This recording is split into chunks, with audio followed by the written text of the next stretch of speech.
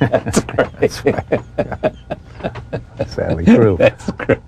Now, Russ Titelman is a producer. Now, you worked with him what, about 75 or 6, or way back then? Yeah, yeah. Russ and I worked together on 2 Warner Brothers albums. He was a staff producer there for a long time.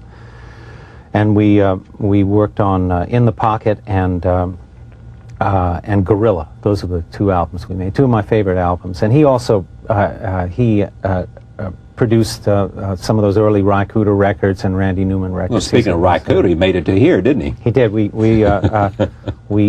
got Ry on the track that was inspired by his playing. It was a sort of close the loop. It was good. He's been a hero, musical hero of yours for forever. Yeah, that's right. Why? He's such a source. He's a real musicologist. He's to start with, he's one of the guitar players. He has an amazing guitar players. For James Taylor to say that says something. Guitar players. Yeah, yeah. He really is. For me, he plays with his fingers a lot, and he plays very powerful guitar. It's extremely strong. Kind of old-timey, you'd call it roots maybe, or you'd call it ragtime. It's hard to say what it is. Actually, it comes from, this is kind of a detail, but a lot of it comes from this guy named Joseph Spence, I think, who was a Bahamian guitarist. But anyway. I mean from the Bahamas? From the Bahamas, yeah. Okay. But anyway, Ry is really important to me, and I've tried to, I picked up as much as I possibly could from his playing style. But, you know, he also did the Buena Vista Social Club. Right. He did Man, was that great. Gabi Pai Nui, which is a Hawaiian slat key guitar. He did Flaco Jimenez, which was a sort of a Tex-Mex, a kind of an accordion player. Very, you know, he follows these things down. He's passionate about Now, how'd you music. get him into Well, pick a little for you? Well, you know, as I said, Russ, who was producing this, had worked with him often, and actually Russ's sister is married to Ry, and he is in communication all the time. Well, maybe we could get him in here. So he got Ry a copy of the thing, and he came by and gave us a couple of passes on it. Right. The lead song, which was already released as a single, is on the 4th of July, which is not a patriotic song, it's a love song. Yes, that's right. It just happens to be, it's set on the 4th of July, but that's right, yeah.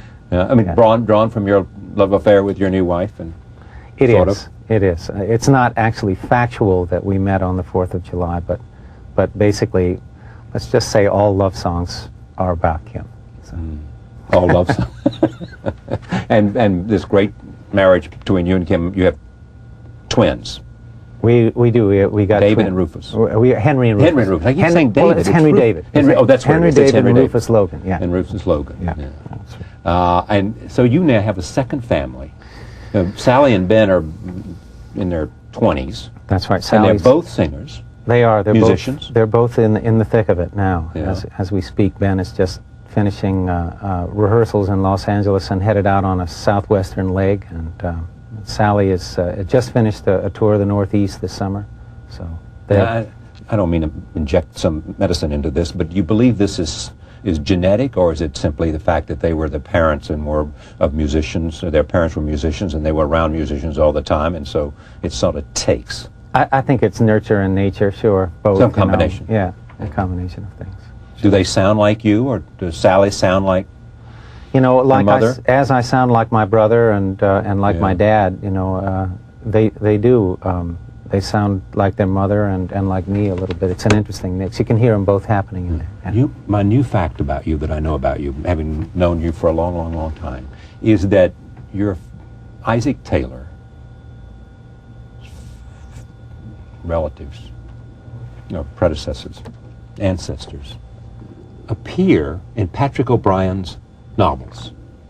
Well, they do in one of his. One. Did you read those Patrick O'Brien Yes. novels? Boy, those got me. They hooked me in bad, those novels. Yeah, I ripped through them. I couldn't put them down for about a year. This only appears in one. Right. I think it's only in one. And he's, I think, referred to as a merchant shipper out of New Bern, North Carolina. Right, where the boat landed or something. I think so, yeah. Yeah. Now, there is also, that you and I used to work for a brief summer with Ike Taylor, who was dean of the University of North Carolina Medical School.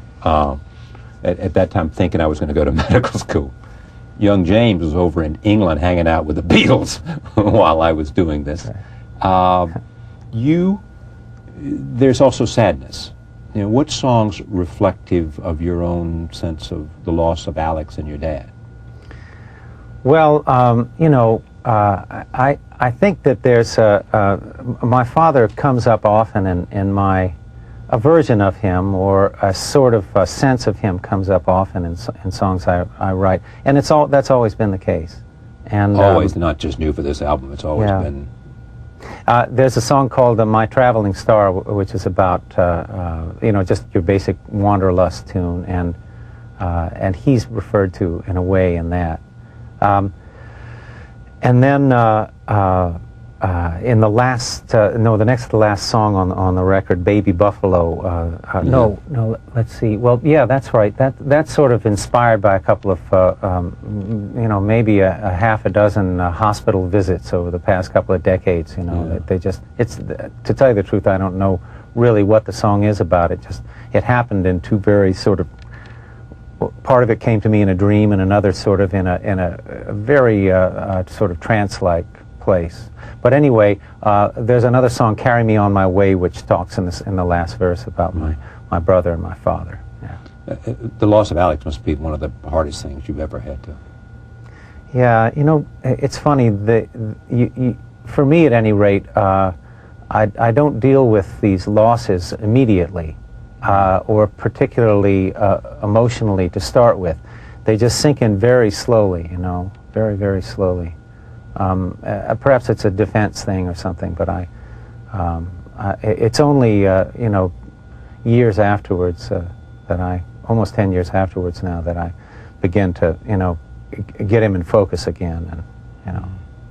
Do you know why you have prevailed, and why you have someone once said that you, like the Beatles and the Rolling Stones, and sort of have gone from generation to generation. With each new generation, what is it? Well, you know, most of it is just luck and just continuing. You just, you know, lucky to be alive and still, you know, relatively fit, and. Well, you're in very good shape.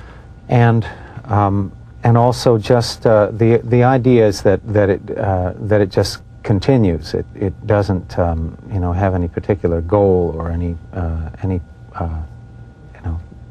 I think that's the right attitude, to try to be as grateful as you can for your good fortune, and to just continue, carry on. Music's the best thing ever happened to you.